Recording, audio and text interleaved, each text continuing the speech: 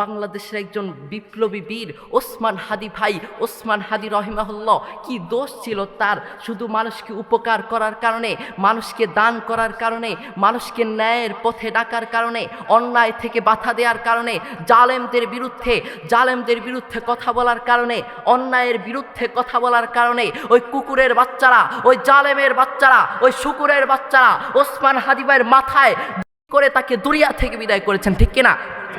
আপনারা জানেন, আমরা আফসোসের সাথে বলতে হচ্ছে তার এখনো বিচারটা হয় নাই। আফসোসের সাথে আমরা বলছি তারা এখনো বিচারটা করতে পারে নাই। আমরা চাই সেই হাদি হত্যার বিচার হোক। আপনি দেখবেন ওসমান হাদি ভাই মারা গিয়েছে তো কি হয়েছে?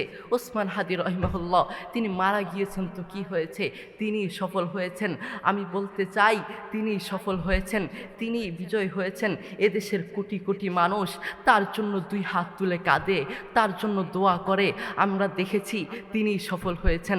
আমরা আশা করছি তিনি আখিরাতেও ইনশাল্লাহ সফল হবেন। একটি গাছ যেমন তার সর্ব অঙ্গ দিয়ে মানুষের উপকার করে, তেমনিভাবে একজন মুসলিম ভাই আরেকজন মুসলিম ভাইকে সর্ব অঙ্গ দিয়ে উপকার করবে, ঠিক কিনা? আপনাকে উপকার করতেই হবে। একজন ব্যক্তি শুধুমাত্র জান্নাতে গিয়েছে একটি গাছের কারণে।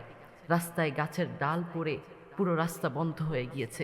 তখন সেই লোকটি বাড়ি থেকে কুড়াল নিয়ে এসে সেই গাছের ডালকে টুকরো টুকরো করে পুরো রাস্তা পরিষ্কার করে দিয়েছে। আল্লাহ সুবহানাহু ওয়া তাআলা এই জন্য তাকে জান্নাতের মেহমান বানিয়ে দিলেন। আল্লাহু আকবার। দেখেছেন? এই জন্য আপনাকে মানুষের কল্যাণে লেগে থাকতে হবে। আমরা দানের কথা শুনলে, উপকারের কথা শুনলে একটু পিছনে চলে যাই।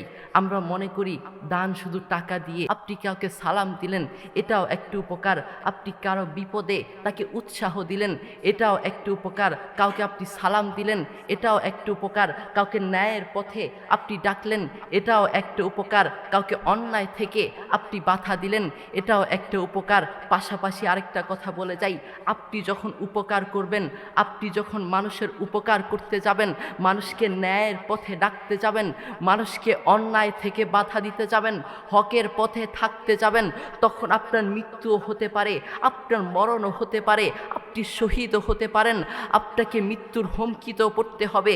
তারপরেও আবদার করব, হকের পথে অবিচল থাকবেন, মানুষকে দান করবেন, মানুষকে উপকারের পথে অবিচল থাকবেন। মানুষ আপনাকে অন্তর থেকে ভালোবাসবে, আপনার জন্য দোয়া করবে।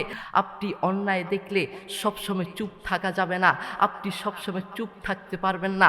অন্যায় দেখলে আপনাকে গর্জে উঠতে হবে, অন্যায় দেখলে আপনাকে প্রতিবাদী হয়ে উঠতে হবে, নোংরামি দেখলে আপনাকে প্রতিবাদী হয়ে উঠতে হবে। আমরা দেখি বহু নাস্তিক, বহু ইহুদি নাসারা খ্রিস্টান রসুলের বিরুদ্ধে কথা বলে, নবীকে নিয়ে অপমান করে, নবীকে নিয়ে কটূক্তি করে, আল্লাহকে নিয়ে অপমান করে।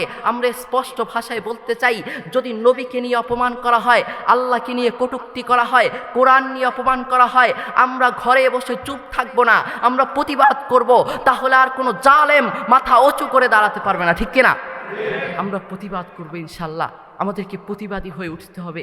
আমাদের নবী করিম সাল্লাল্লাহু আলাইহি ওয়াসাল্লাম আমাদেরকে শিখিয়ে দিয়েছেন কিভাবে প্রতিবাদ করতে হবে।